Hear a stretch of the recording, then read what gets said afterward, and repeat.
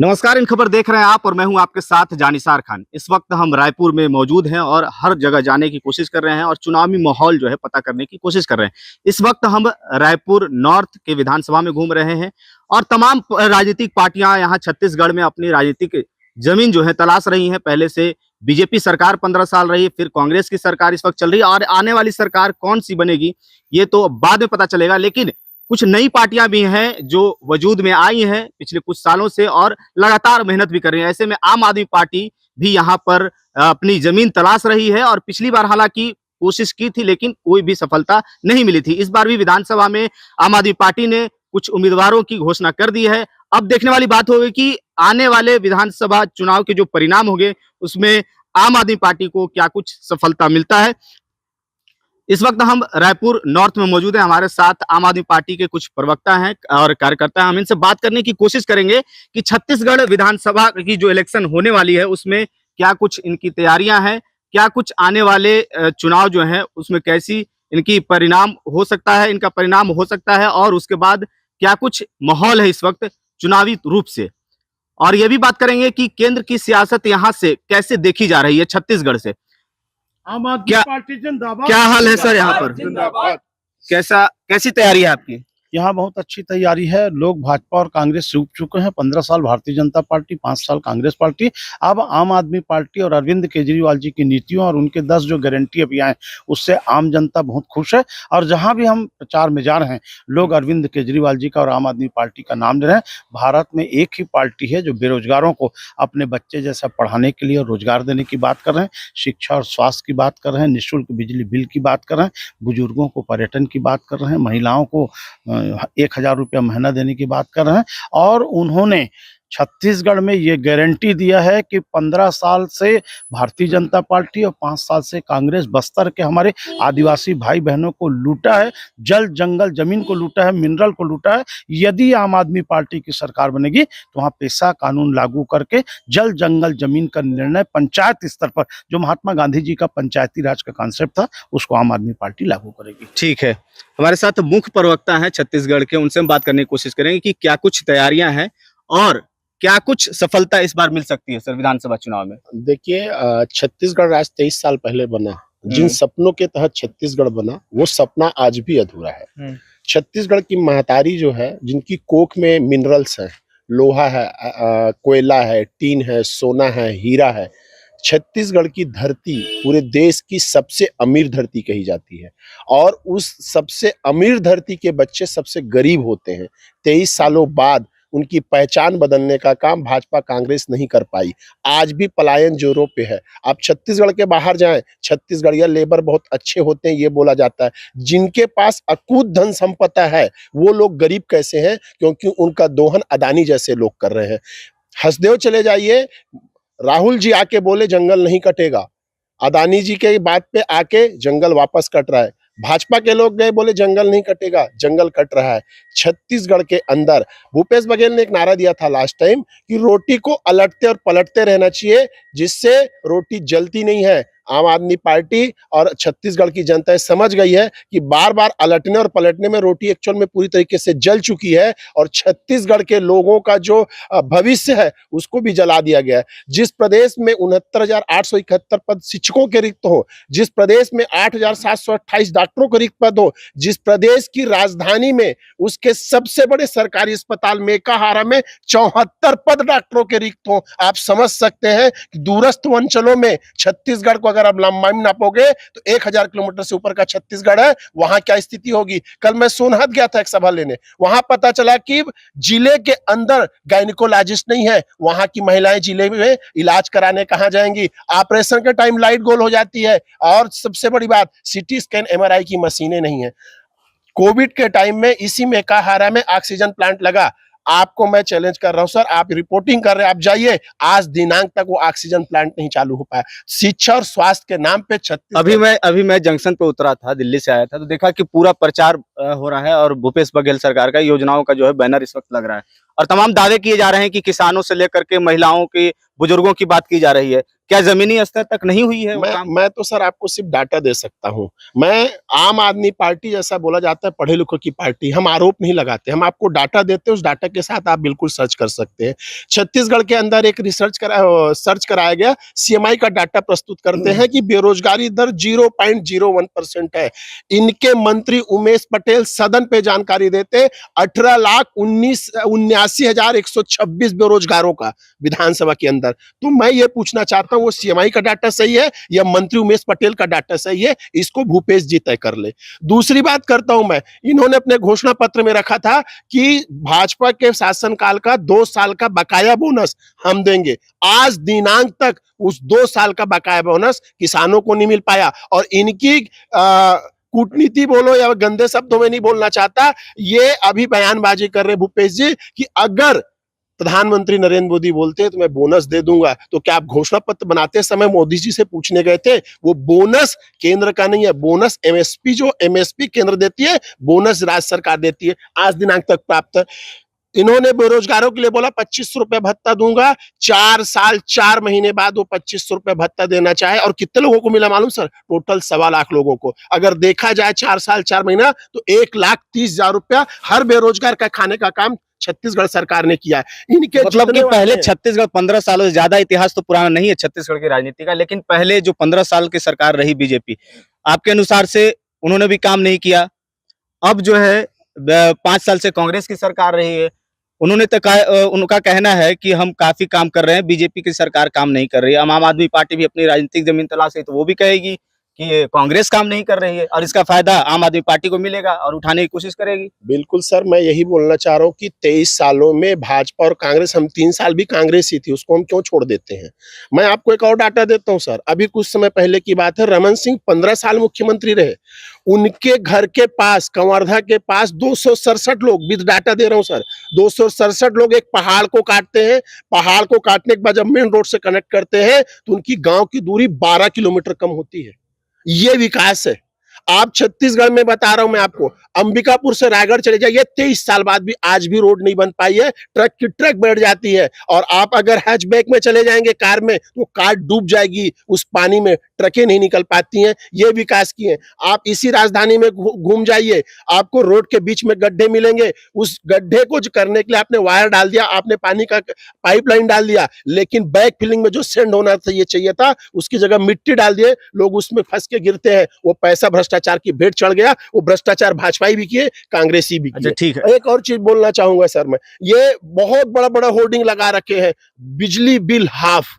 मैं आपको फिर से डाटा देता हूं, 200 यूनिट बिजली बिल हाफ बोलते हैं। दिल्ली के अंदर 200 यूनिट बिजली का बिल मतलब 0, लेकिन यहाँ पे पैसा आता है 773 रुपया, और हाफ के नाम पे मात्र 190 रुपया कम होता है। और वो 190 रुपया ये है एनर्जी चार्ज। एनर्जी चार्ज 380 रुपया होता है, उसका 190 रुपये माइनस करते हैं। लेकिन आप पंजाब चले जाइए, 300 यूनिट बिजली फ्री, मतलब माफ है। अगर छत्तीसगढ़ की जो जनता है वो फ्री की रेवड़ी पसंद करेगी? फ्री की रेवड़ी नहीं है, हमारा अधिकार है। छत्तीसगढ़ राज्य बनने के पहले भी हम सरप्लस थे, छत्तीसगढ़ बनने के बाद भी हम सरप्लस स्टेट है। और सरप्लस स्टेट है तो यहाँ के लोगों को बिजली मिलनी चाहिए, शिक्षा मिलना चाहिए, स्वास्थ्य मिलना चाहिए। ऐसे 45 देश है पूरे विश्व में जहां पे स्वास्थ्य और शिक्षा फ्री है। क्या वो रेवड़ी बांट रहे? वो विकसित देश है, हमारे जैसे विकासशील देश नहीं है। अगर किसी परिवार में, अगर किसी समाज में, अगर किसी गांव में, अगर किसी कस्बे में लोग पढ़े लिखे होते हैं, उनका जीवन स्तर देखिए, और आप स्लम बस्ती में जाके देखिए जो नहीं पढ़े लिखे होते हैं उनकी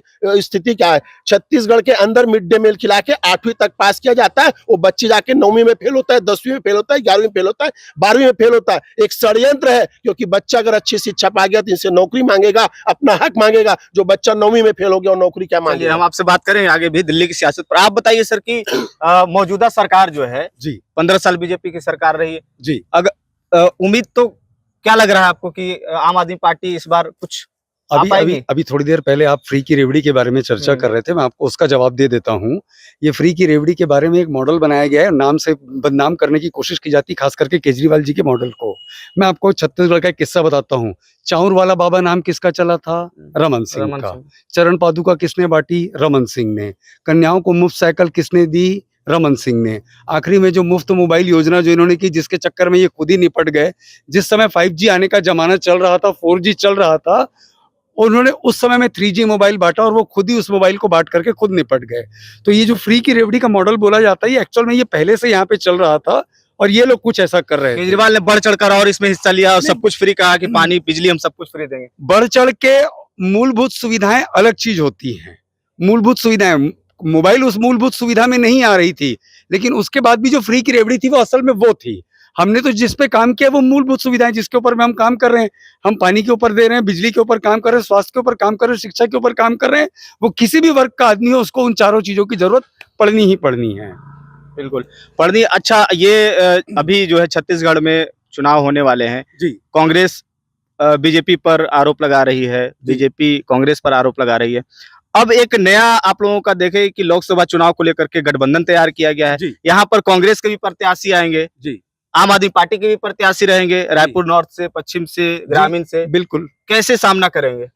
मुझे मालूम था ये इंडिया गठबंधन की बात, हम लोग जनसंवाद में जाते हैं तो लोग तब भी हमसे चर्चा करते हैं कि आप लोगों का लोकसभा में गठबंधन हुआ है। तो मैं उनको ये जवाब देता हूँ कि शिवसेना शिंदे गुट का भी तो गठबंधन है। महाराष्ट्र में उनकी सरकार है और वो लोकसभा में उनके साथ में है। उसके बाद भी शिवसेना शिंदे गुट ने छत्तीसगढ़ में अपनी सूची लिस्ट जारी की है अपने कैंडिडेट्स की। तो इट मीन्स कि ये चीजें कोई एक तरफा नहीं हो रही है। दूसरा एग्जाम्पल देता हूँ, ये जो फ्रेंडली फाइट एक वर्ड होता है, आपको ध्यान होगा कि जेडीयू एक समय में जब बिहार में साथ में सरकार में थी, केंद्र में सरकार में थी, तब भी इन लोगों ने नॉर्थ ईस्ट में साथ में फ्रेंडली फाइट की थी। और पिछला एग्जाम्पल देता हूँ, 1998 के टाइम पे जब अटल बिहारी वाजपेयी जी की सरकार थी, उस समय में फारूक अब्दुल्ला उनके साथ में थे। उन्होंने भी कश्मीर में दोनों में एक दूसरे के अगेंस्ट लड़ा था। लोकसभा के चुनाव अलग रणनीति पे होते हैं और विधानसभा के चुनाव के मुद्दे अलग होते हैं। तो इस मुद्दे को आज के समय में क्लब न किया जाए। तो जैसे ठीक है, मुद्दे क्लब ना की, लेकिन पार्टी का तो आमना सामना होगा। लोग समझेंगे कि लोकसभा में एक साथ हैं, विधानसभा में अलग अलग हैं। तो क्या अंदरूनी बातचीत हो जाएगी विधानसभा में या ना, कोई अंदरूनी बातचीत नहीं, खुल के लड़ रहे हैं, पूरी ईमानदारी से लड़ रहे हैं, दिल से लड़ रहे हैं। पब्लिक कंफ्यूज नहीं कर जाएगी? नहीं, बिल्कुल कंफ्यूज नहीं होगी। उनका कॉन्सेप्ट एकदम क्लियर है। उनको पता है कि जो इंडिया गठबंधन बना है वो लोकसभा के लिए बना हुआ है। यहाँ पर कोशिश की गई थी कि कांग्रेस और आम आदमी पार्टी में कुछ गठबंधन हो जाए, क्योंकि यहाँ पर तो वजूद नहीं है आम आदमी पार्टी का, वजूद तलाश रही है। नहीं, फायदा तो आम आदमी पार्टी को ही होता। वो ऐसा होता है, वजूद की जो बात है, जब पहली बार केजरीवाल जी आए थे तब भी आम आदमी पार्टी का कोई वजूद नहीं हुआ करता था। पहली बार में आए और सरकार बना ली है। जब पिछली बार पंजाब में आए तब उनको पता नहीं था कि झाड़ू के साथ साथ पोछा भी लग जाएगा। तो ये वजूद दिखता नहीं है। जो भी वजूद नजर आना होता है वो चुनाव के नतीजों में नजर आता है। ठीक है सर, आप बताइए,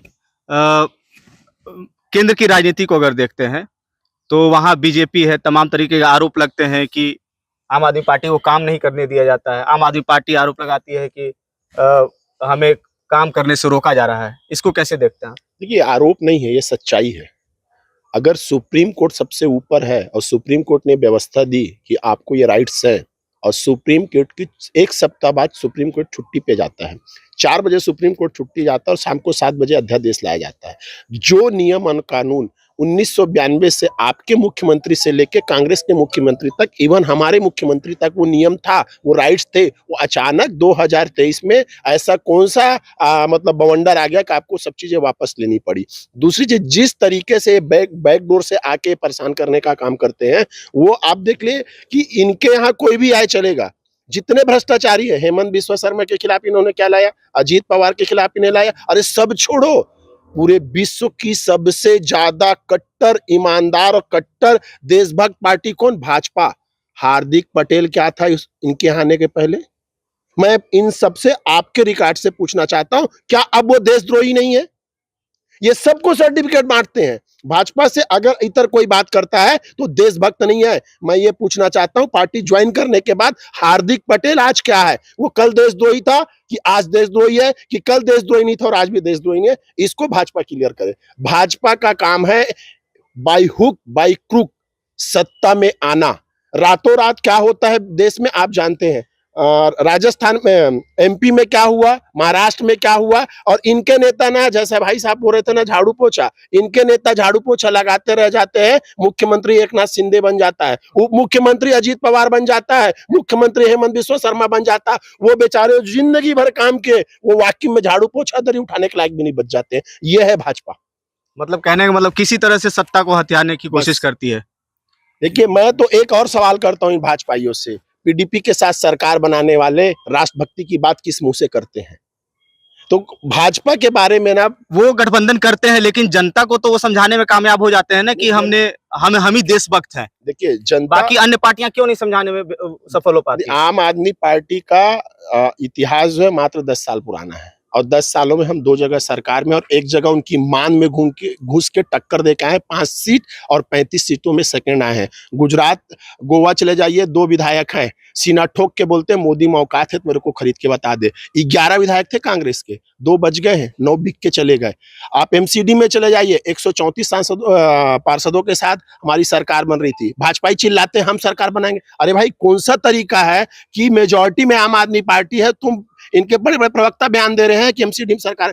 3 महीने के जद्दोजहद के बाद आज वो अपने गिरेबान में झांक के देखते होंगे अमित शाह और मोदी जी, तो उनको शर्म आती होगी कि हम आम आदमी पार्टी के एक छोटे से पार्षद को नहीं खरीद पाए, ये पूरे देश में घूम घूम के सांसद और विधायक को खरीदने अच्छा वाले ठीक है, काम कर वो हम राष्ट्रीय स्तर पर बात करें। विधानसभा में क्या है माहौल, क्या है? अभी लग रहा है कि आपको कि आम आदमी पार्टी कुछ एक आध सीट कहीं निकाल सकती है? देखिए, एकाध सीट की बात नहीं कर रहे हम यहाँ पे। आप खुद आए हैं, अलग अलग विधानसभा में जाइए, हमारे बोलने को मत मानिए। और हम छत्तीसगढ़ के अंदर सरकार बनाने की बात कर रहे हैं। हमारे आप प्रत्याशियों से मिलकर देखिए, उनके वजूद को देखिए और लोगों के अंदर उस गुस्से को देखिए कि 23 साल बाद जो उनको मिलना था, अगर आज किसान का बेटा बेरोजगार घूम रहा है तो उसको रोजगार कौन देगा? अगर इसी रायपुर में 395 स्कूल ऐसे हैं जो मरम्मत करने योग्य, इसी रायपुर में आत्मानंद स्कूल में 25,000 बच्चों को शाला गणवेश नहीं मिला है। अभी व्यवस्था तो की गई है ना सर, इन्होंने पढ़ाने की और फ्री कोचिंग व्यवस्था की गई है आत्मानंद। कुछ व्यवस्था का नकल करना के लिए अकल की जरूरत पड़ती है। मैं बोलता हूँ नकल करने के लिए नियत की जरूरत पड़ती है, जो कांग्रेसियों में नहीं है। बिल्डिंगों का रंग रोगन करके भ्रष्टाचार करने का काम किया। एक तरफ तो आप लोग, छोटा सा डाटा देता हूँ सर। देखिए, आप एक चीज तो मानते होंगे कि बच्चे जो होते लड़के, वो थोड़ा इन्फ्लुएंस हो सकते पढ़े, लड़कियां तो नहीं आती होंगी। गीदम एक जगह है सर, यहाँ से 300-350 किलोमीटर नक्सलाइड एरिया है। अभी 1 सप्ताह पहले स्वामी आत्मानंद स्कूल की कन्या स्कूल है ना, सारी की सारी बच्चियां एनएच पे खड़े होकर रोड को जाम करती हैं कि हमारे स्वामी आत्मानंद स्कूल में टीचर नहीं है, और उस स्कूल में एक टीचर है। ये इनके स्वामी आत्मानंद की हकीकत है। आपको मैं बताता हूँ, जांजगीर चांपा चले जाइए, 9वीं और 11वीं के बच्चे 50% से ऊपर फेल हो जाते हैं। अभिभावक जाके कलेक्टर का घेराव करते हैं। इनके जितने स्वामी आत्मानंद स्कूल, जब ये टीचर की भर्ती ही नहीं कर रहे हैं, आप इनके प्रमोशन रोक के रखे हैं। अभी इन्होंने प्रमोशन की लिस्ट निकाली थी, उसमें इतनी आपत्ति आई कि वापस भेज दिए। वो इनके पास कोई फार्मूला ही नहीं है कि उनका प्रमोशन 2005 वाले को कब मानोगे, 2018 वाले को कब मानोगे, 98 वाले को कब मानोगे, कोई नियत नहीं है। और सबसे बड़ी चीज, अगर आपको ये चेक करना है कि सरकार कैसे चल रही है, तो उनके सरकारी कर्मचारी आपको बता देंगे कि सरकार कैसे चल रही है। भारत देश के इतिहास में ये पहला मौका है जब छत्तीसगढ़ के अंदर छत्तीसगढ़ शासन के समस्त विभाग एक साथ रोड में थे अपने मांगों को लेके। तो आप समझ सकते हैं कि जब सरकारी कर्मचारी जो सरकार की योजनाओं का इंप्लीमेंटेशन जमीन पे ले जाके करता है, अगर वो खुश नहीं है, वो अपनी नौकरी की जद्दोजहद कर रहा है, वो अपनी तनख्वाह की जद्दोजहद कर रहा है, उसका भविष्य अगर अंधकारमय है, तो वो लोगों के लिए योजनाओं को जमीन तक कैसे पहुंचाएगा? और उसके बाद स्वास्थ्य कर्मचारियों को एस्मा लगा के बर्खास्त करने का काम छत्तीसगढ़ सरकार करती है। चाचा, आप तो अनुभवी है, राजनीति को देख रहे हैं, 2000 में छत्तीसगढ़ बना। पहले किस पार्टी से जुड़े हुए थे आप? कुछ राजनीतिक प्रभाव था आपका?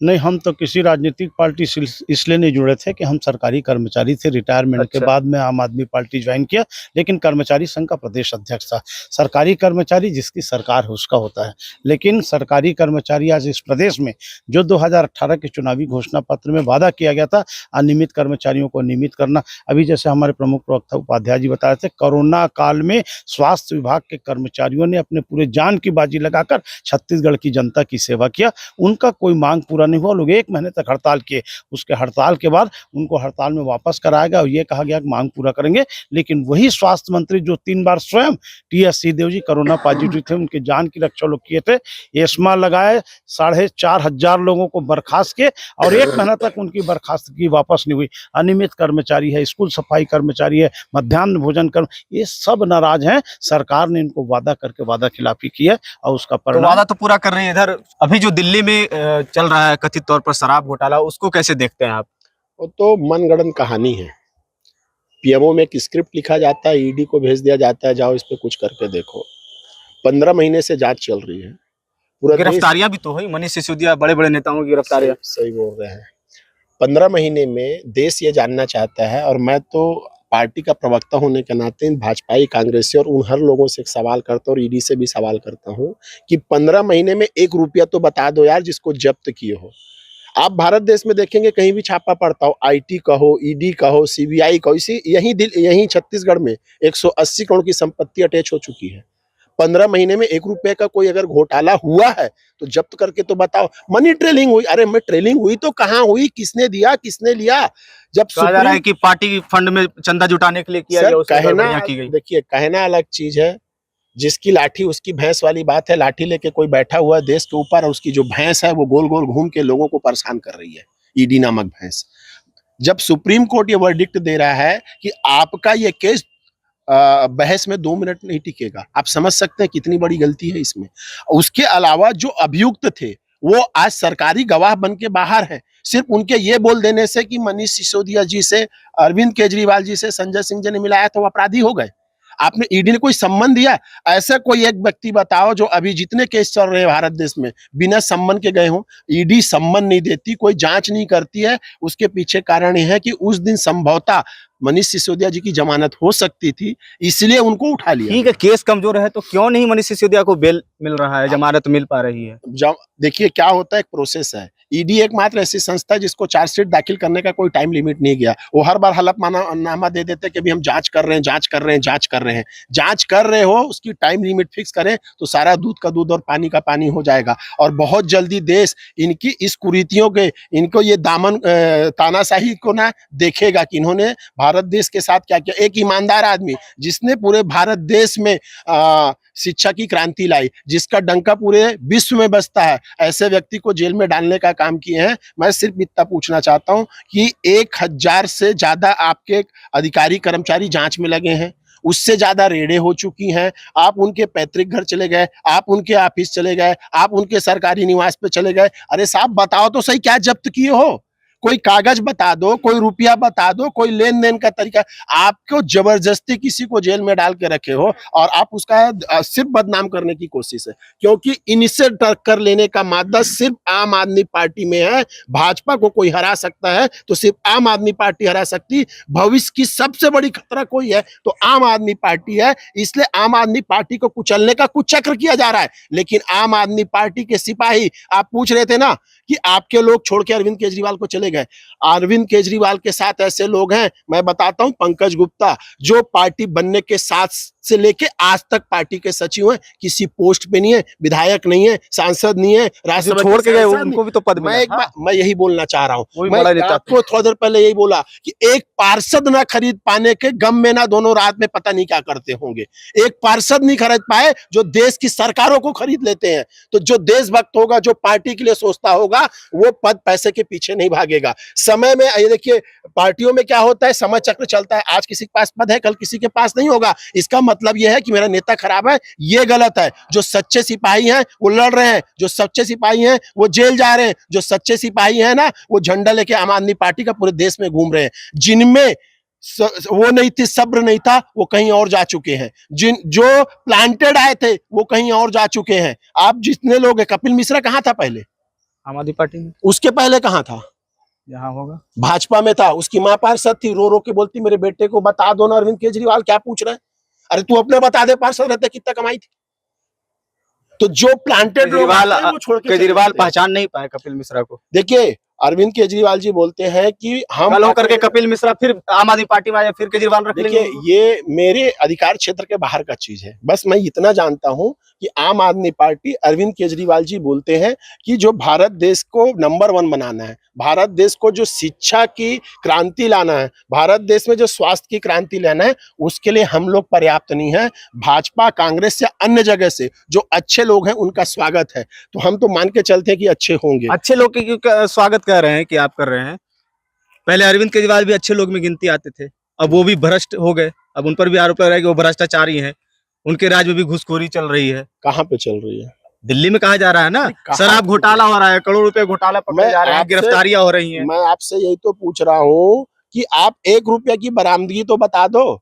इसी राइज एवेन्यू कोर्ट में जब आज से 6 महीने पहले 6 मई को आदेश पारित हुआ तो इन्होंने पहले बोला 100 करोड़ का घोटाला हुआ, फिर बोले 30 करोड़ का घोटाला हुआ, फिर बोले 100 करोड़ रुपया जो है हवाले के थ्रू गोवा गया है। कोर्ट ने पूछा भाई साहब 100 करोड़ रुपया घोटाला हुआ, गया गोवा में, ये ऑन रिकॉर्ड है, पैरा 44 में आप पढ़ लेना कि अगर 100 करोड़ रुपया गया तो उसकी कोई पर्ची कटी होगी, वो पर्ची रिकवर किए हो क्या?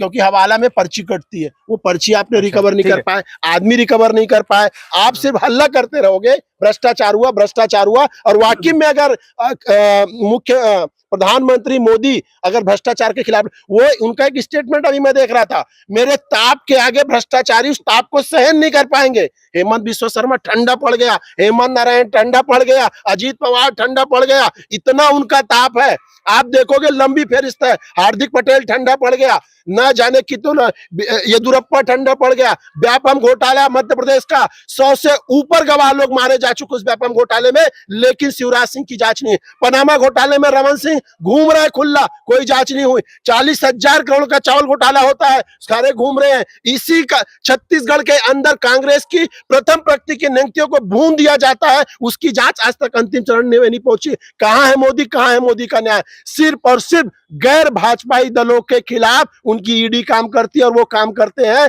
और जो तानाशाह रवैया अपनाए हैं वो भारत देश की जनता देख रही है, और किसी भी तानाशाह की जिंदगी ज्यादा दिन की नहीं होती। और कितना तपोगे, 2024 में यही भारत देश की जनता आपको उखाड़ के फेंकेगी। ठीक है, क्या लग रहा है सर, क्यों हो रहा है ये सब गिरफ्तारियां हो रही हैं? मनीष सिसोदिया गिरफ्तारी, संजय सिंह को गिरफ्तार किया गया है। देखिए क्या होता है, 2012 जिस समय से सोशल मीडिया एक्टिव होना चालू हुआ था, इन लोगों ने कांग्रेस की चरित्र हत्या बहुत तरीके से की थी, उनका मॉरल डाउन कर दिया था। जब उनका मॉरल डाउन था तब हमारे अरविंद केजरीवाल जी और संजय सिंह जैसे जो लोग थे वो लोग गरज रहे थे। इनके लिए सबसे बड़ा दर्द ये हो गया था कि ये लोग किसी भी प्रकार से रुक नहीं रहे थे, बाकी सबकी टेरिटरी बाउंड हो गई थी। अगर आप देखेंगे आम आदमी पार्टी आज नॉर्थ इंडिया में है, उनकी भौगोलिक स्थिति जो है वो अगर देखेंगे तो वो क्षेत्रीय है, लेकिन उनका जो कैरेक्टर है वो राष्ट्रीय है। वो पिछली बार भी मध्य प्रदेश में चुनाव में लड़े थे, छत्तीसगढ़ में थे, बाकी सारे राज्यों में चुनाव लड़े थे। तो उनका जो डर था वो इनके ऊपर इतना ज्यादा हावी था, और सबसे ज्यादा टारगेट आम आदमी पार्टी जो आई है वो गुजरात चुनाव के बाद से ज्यादा आ गई, क्योंकि गुजरात चुनाव के बाद में जो हम उसके घर में घुस करके उनको मारा है वो दहशत इनके अंदर है, और वो दहशत कांग्रेस के अंदर भी उतनी है, क्योंकि उन्होंने इसको 77 से 17 में लाके खड़ा किया था।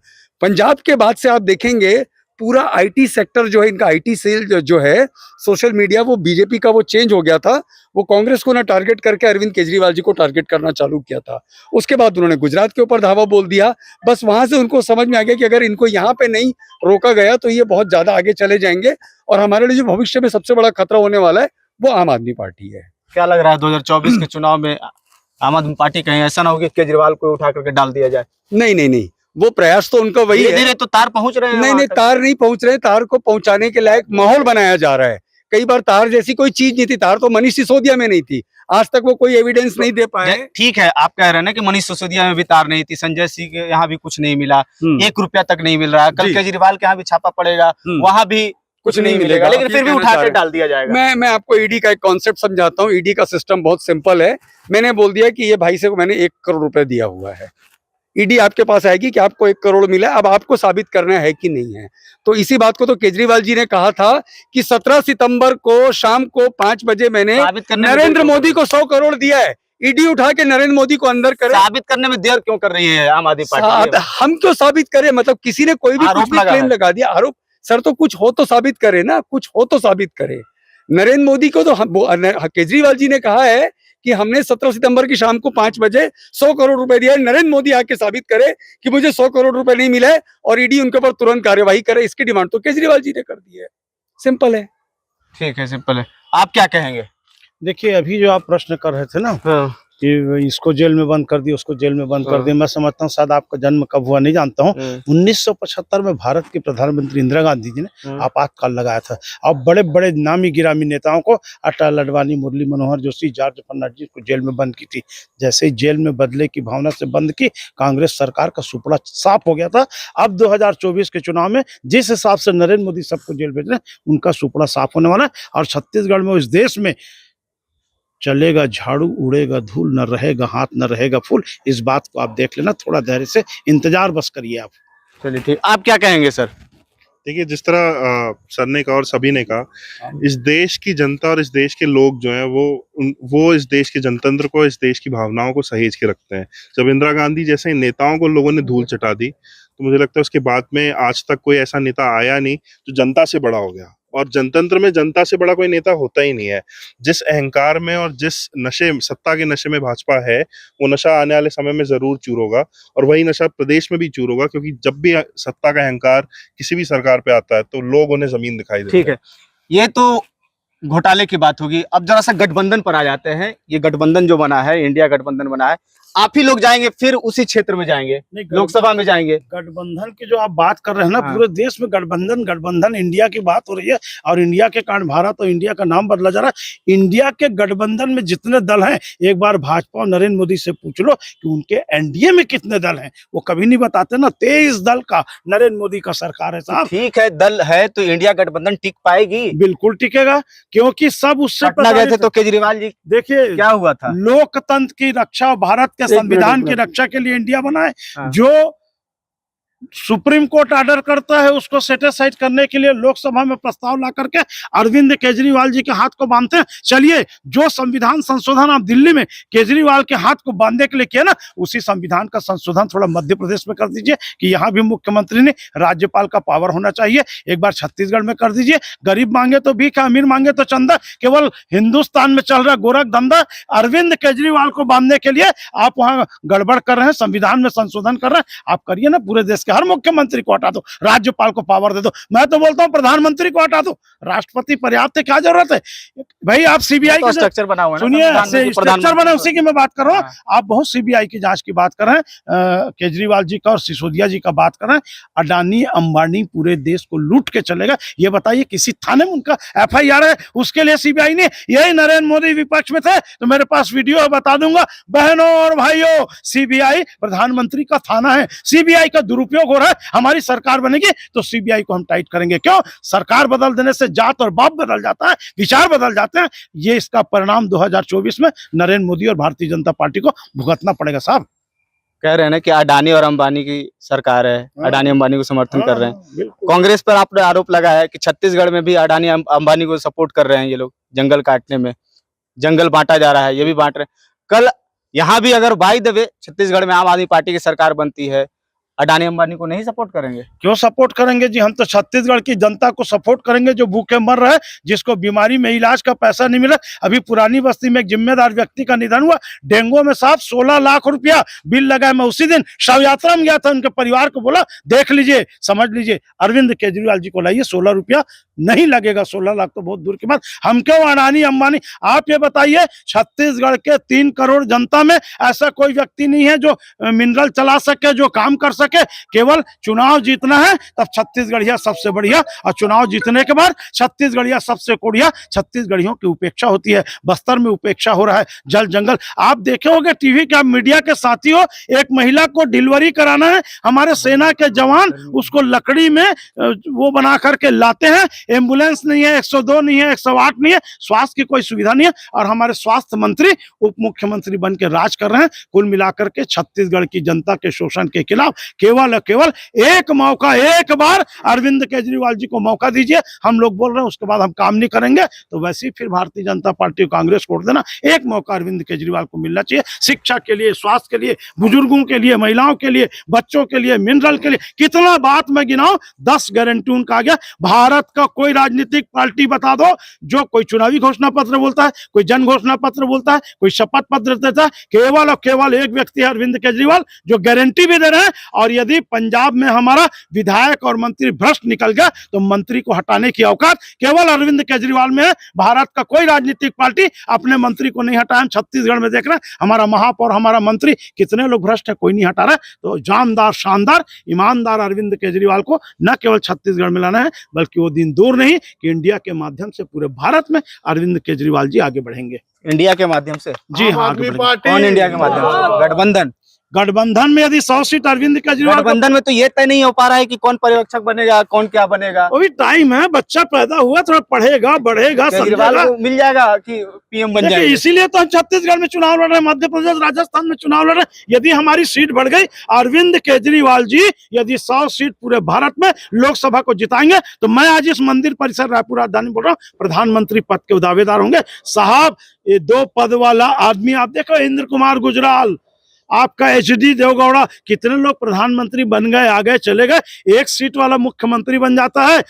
भारत में कांग्रेस और भाजपा खरीदी और बिक्री करते हैं, अरविंद केजरीवाल नहीं बिकेगा न खरीदेगा। आप बताइए, एक शायर ने कहा है, अपन बिकते हैं तुपन बिकते हैं, दूल्हे अपन बिकते हैं तुपन बिकते हैं, शादी के लिए दूल्हा और दुल्हन बिकते हैं, लंगोटी से ज्यादा कफन बिकते हैं। कोई खरीदने वाला होना चाहिए। अरविंद केजरीवाल और आप पार्टी चूंकि बिकता नहीं है, इसलिए कोई माई का लाल चाहे 1 रुपया हो या 1000 करोड़ हमको खरीद नहीं सकता। चलिए, तो भविष्य में देखेंगे। लेकिन आप बताइए सर कि इंडिया गठबंधन के बारे में क्या बोल रहे थे? अरविंद केजरीवाल पटना गए थे, इंडिया गठबंधन क्या कुछ? नहीं, जो पटना करके सामने। गठबंधन वो तो उनकी पहली बैठक थी, वो उस समय वो आइडिया कंसीव हुआ था। मैं ये कह रहा हूँ कि लोकसभा में जब आप ही चेहरा जाएंगे, लोकसभा में भी चुनाव में रैली करेंगे, संपर्क करेंगे, लोग कंफ्यूज नहीं है कि इधर अभी आए थे तो नहीं, चुनाव बोल रहे थे, कोई उधर जा रहे थे, कंफ्यूजन चुनाव वाली बोल बात रहे थे। नहीं है। अगर आप इंडिया गठबंधन टिक पाएगी, मैं आंसर सफल हो पाएगा मैं गठबंधन? आंसर दे रहा हूँ।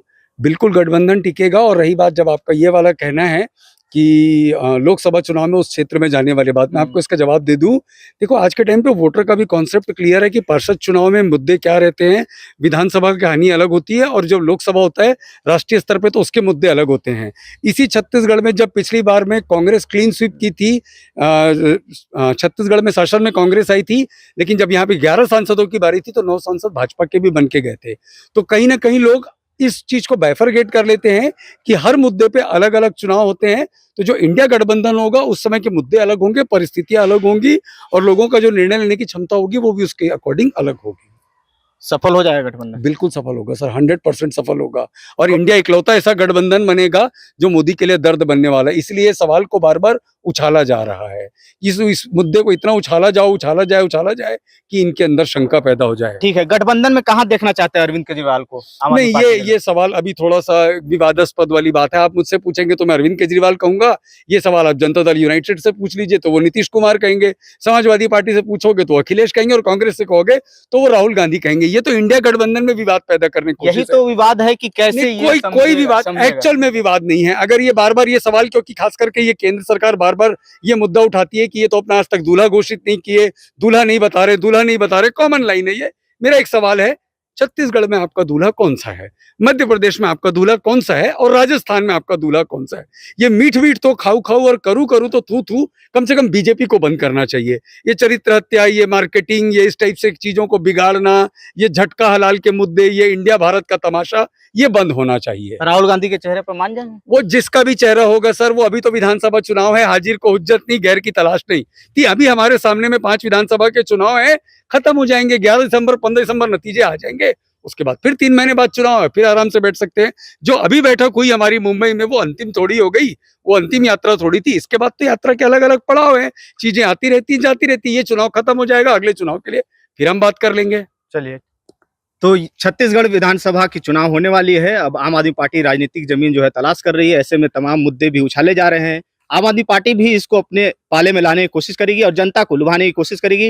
अब देखना होगा कि लोकसभा चुनाव में पार्टियों का जो है गठबंधन कैसे होता है, ये भी देखने वाली बात होगी। और फिलहाल अब देखना होगा कि केंद्र में ये छत्तीसगढ़ विधानसभा में चुनाव परिणाम आते हैं, उसके बाद फिर किसकी सरकार बनती है। आम तब तक आदमी के लिए पार्टी जिंदाबाद। धन्यवाद।